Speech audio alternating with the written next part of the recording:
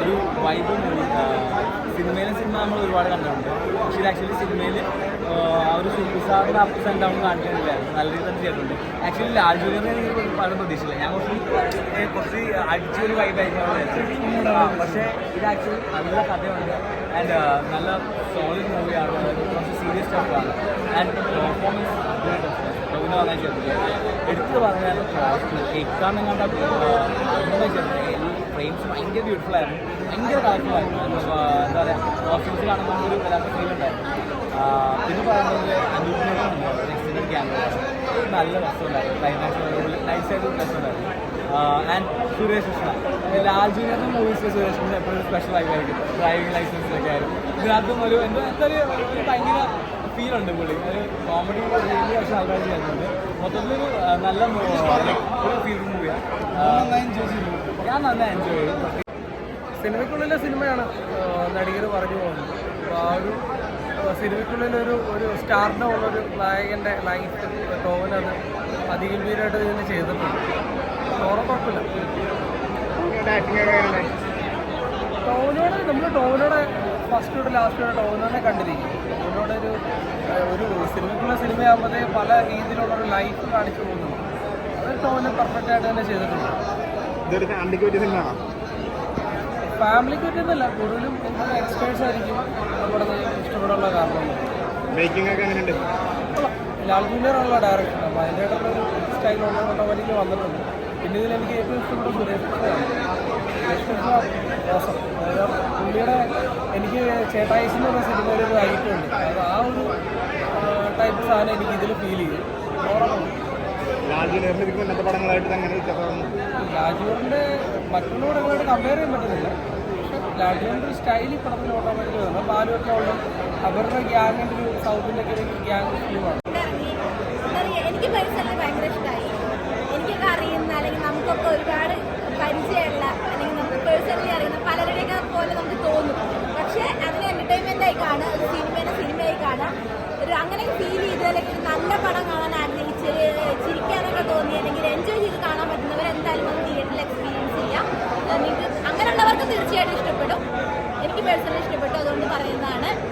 എന്തായാലും അടിപൊളിയായിട്ടുണ്ട്. പിന്നെ ടോവിനെ പറയണ്ട, ഒരു കുറേ കാലത്തിന് ശേഷം ഇങ്ങനെ ചിരിപ്പിക്കുന്നത് അല്ലെങ്കിൽ ഇതുപോലൊരു ആക്ടിവിറ്റൊക്കെ കാണുന്ന പുള്ളിനെ ആദ്യമായിട്ടായിരിക്കും.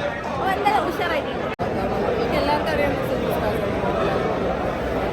സോ ഇങ്ങനത്തെ സൂപ്പർ സ്റ്റാർസ് നമ്മളെ ഇൻഡസ്ട്രിയിലുള്ള ഇത് ഒരു ഫിക്ഷണൽ സ്റ്റോറി അല്ലേ. ഇത് പെട്ടെന്ന് ഫെയിമിലേക്ക് വന്ന ഒരാളുടെ ഫോക്കസ് മാറിപ്പോയിട്ട് അയാൾ തിരിച്ചു വരുന്ന അയാളുടെ സ്റ്റോറിയാണ്. ഐ കാൺ സീ ഇങ്ങനത്തെ സൂപ്പർ സ്റ്റാർസ് നമ്മുടെ ഇൻഡസ്ട്രിയിൽ. ഞാൻ അത്തരത്തിൽ സൂപ്പർ സ്റ്റാറുകൾ ഉണ്ടെങ്കിൽ മാറണം എന്ന അഭിപ്രായമാണ്. ഉണ്ടെങ്കിൽ I don't know, it's up to each person. വളരെയധികം എസ്പെഷ്യലി ആ കുട്ടിയും നല്ല രസമായിട്ട് ഇത്തരത്തിൽ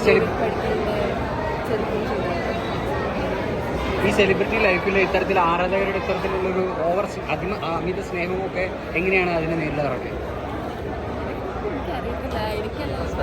ടൊവിനോ തോമസ് ആറാടിക്കാണ്. ഗംഭീര സൂപ്പർ സ്റ്റാർ അഭിനയം തന്നെയാണ്. പിന്നെ എടുത്തു പറയേണ്ടത് സൂപ്പർ സ്റ്റാർ ഡേവിഡ് പണിക്കറായിട്ട് നമ്മുടെ ടൊവിനോ തോമസ് ഗംഭീരമായിട്ട് അഭിനയിച്ചിട്ടുണ്ട്. അഭിനയിക്കുകയല്ല ജീവിക്കുക എന്ന് തന്നെ പറയാം. അതുക്കുമേൽ ഗംഭീര പെർഫോമൻസ് ആണ്. ഒരു ഇമോഷൻസ് ആണെങ്കിലും സീരിയസ് അഭിനയമാണെങ്കിലും അത് അഭിനയിച്ച് ഡേവിഡ് പണിക്കർ കഥാപാത്രത്തിലൂടെ കാണിച്ചിരിക്കുകയാണ്. അപ്പോൾ യൂത്തന്മാർക്ക് ധൈര്യമായിട്ടും ഫാമിലിയോടെ തന്നെ കാണാൻ പറ്റുന്ന ഗംഭീര സിനിമ.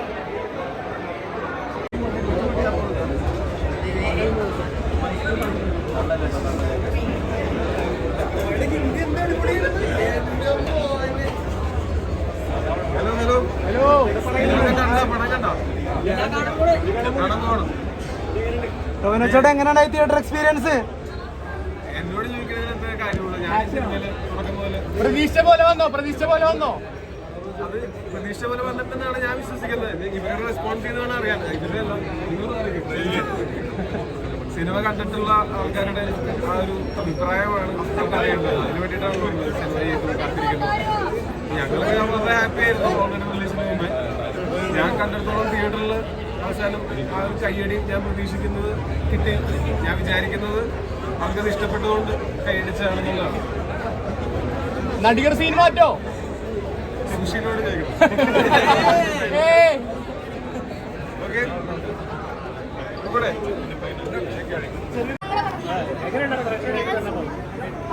വളരെ നല്ല ഞങ്ങളെ ഷോക്ക് ആയിപ്പോയി. എന്താണെന്ന് വെച്ചാൽ വിചാരിച്ചില്ല നമ്മുടെ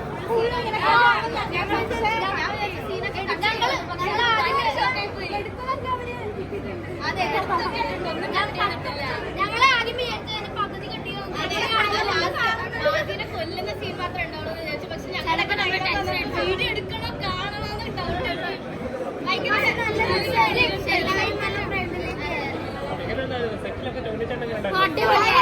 നമ്മുടെ കൂടെ കളിക്കുമായിരുന്നു. ഭയങ്കര സപ്പോർട്ട്. നമ്മളെ കളിപ്പിക്കാൻ സാധനം ഉണ്ടായിരുന്നില്ല. നമ്മുടെ കൂടെ ടങ് ട്വിസ്റ്ററൊക്കെ കളിക്കായിരുന്നു. പിന്നെ സൗബിൻ ചേട്ടൻ നമുക്ക് പിസ്സ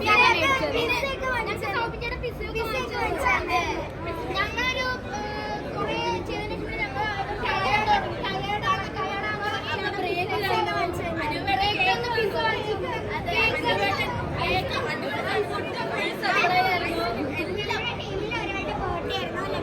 ലക്ഷ്മിയുടെ ബർത്ത്ഡേ അതിന് കേക്ക് ഒക്കെ മേടിച്ചു കൊടുത്തായിരുന്നു. രാത്രി സെലിബ്രേഷൻ ഐസ്ക്രീം കേക്ക് ഒക്കെ ഉണ്ടായിരുന്നു. അവരെ കണ്ട് സൂപ്പർ സ്റ്റാർ അടുത്ത് ചെയ്യുമ്പോൾ ചേട്ടനെ പോലെ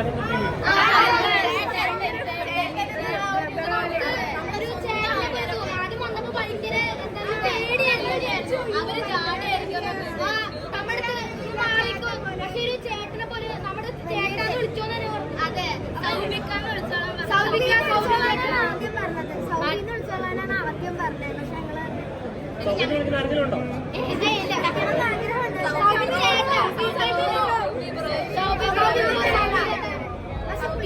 ഇവര് സൗബിൻ മാമാന്ന് വിളിച്ചോളാം. പടം കാണാൻ വലിയ പ്രശ്നമുള്ള